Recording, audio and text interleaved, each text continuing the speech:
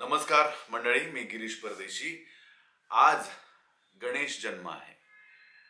आज माघ शुक्ल चतुर्थी आहे। पण या चतुर्थीचं काय महत्व आहे, मला असं वाटलं तुमच्याशी शेअर करावं, म्हणून मी हा व्हिडिओ करतोय। अगदीच इम्प्रॉम्प्टू करतोय, कारण आजच्या दिवसाचं औचित्य आणि महत्व आणि प्रसंग साधणं हा माझा मुख्य हेतू आहे। आज आहे माघ शुक्ल चतुर्थी। आजचा गणेश जन्म आहे, श्री विनायक जन्मोत्सव। या चतुर्थीचं वैभव हे आहे की या पृथ्वीची चतुर्थी आहे ही। महामुनी कश्यप तथा देवी आदितीच्या आश्रमात झालेला हा पृथ्वीवरील अवतार। श्रीमद मुद्गल पुराणाच्या द्वितीय खंडात हे विनायक चरित्र खूप विस्तारपूर्वक वर्णिलं आहे। संक्षिप्ततः त्याचा आपण आढावा घेऊया। गौड प्रांतात रुद्रकेतू तथा शारदा नामक दाम्पत्याला जुळी अपत्य झाली। त्यांची देवांतक तथा नरांतक अशी नावं रूढ झाली। देवर्षी नारदांनी या दोघांना शिवपंचाक्षरी महामंत्राचा उपदेश करून तपाचरणास लावलं आणि वरदान रूपात श्री ब्रह्मदेव निर्मित कोणत्याही पदार्थाने मृत्यू नसावा हा अद्भुत वर त्यांना मिळाला। आणि मग जणू आपण अमर झालो या भावनेला त्यांची राक्षसी वृत्ती जगाला त्रस्त करू लागली। त्रिभुवनावर सत्ता स्थापन झाली। देवता स्वलोकातून निर्वासित झाल्या, अरण्यवासी ठरल्या। मग यांनी देवता आहार रूप यज्ञाचा विनाश सुरू केला।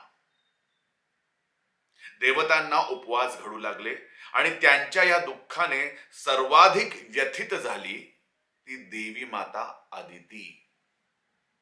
श्री कश्यपांसमोर तिने आपली व्यथा मांडली आणि उत्तर रूपात तिला श्री गणेशोपासना रहस्य प्राप्त झालं। त्या आधारे तिने कठोर तपाचरण केलं आणि फलरूपात श्री गणेश दर्शन तथा पुत्र रूपात आश्रमात अवतरण्याचे त्यांचे श्रीवचन सुद्धा लाभलं। इकडे देवांतक आणि नरांतक अत्याचाराने त्रस्त झालेल्या देवतांनाही अंतिम उपाय रूपात श्री गणेश आराधन सुरू केले। या इकडे देवांतक आणि नरांतक यांच्या अत्याचाराने त्रस्त झालेल्या देवतांनी अंतिम उपाय रूपात श्री गणेश आराधन सुरू केलं आणि या सगळ्यांच्या आर्ततापूर्ण हाकेला प्रतिसाद रूपात माघ शुक्ल चतुर्थीला कश्यपगृही भगवान श्री विनायक रूपात अवतीर्ण झाले। या अवतारात अनेकानेक बाललीला पाहायला मिळतात। श्रीमद मुद्गल पुराणापेक्षा या बाललीलांचं कौतुक श्री गणेश पुराणाच्या क्रीडाखंडात अधिक व्यापक रीतीने शब्दबद्ध करण्यात आलेले आहे। यातील अनेक लीलांचे तात्पर्य अर्थ मोठे अद्भुत आहेत। उदाहरणार्थ श्री विनायकाच्या उपनयन प्रसंगी अनेक देवतांनी त्यांना भेट रूपात शस्त्रास्त्र दिली।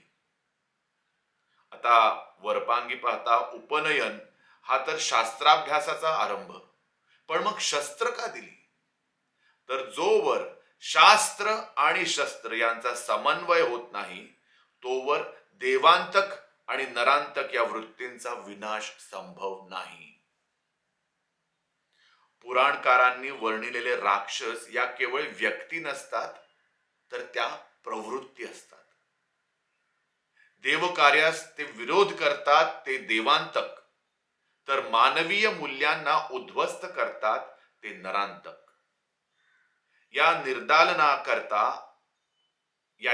निर्दालनाकरता अनिवार्य आहे हा या कथेचा भाग समजून घेणं आणि आचरणात आणणं अत्यंत आवश्यक आहे। मित्रांनो, नरांतक आणि देवांतक या राक्षसी वृत्तींचा नाश करणारा आजचा हा सुवर्णयोग, सुवर्ण मुहूर्त म्हणजे श्री गणेश जन्म। आजच्या या दिवसाचं महत्व आपण जाणून घेऊयात आणि गणेशाप्रती आपण वंदन करूया. धन्यवाद.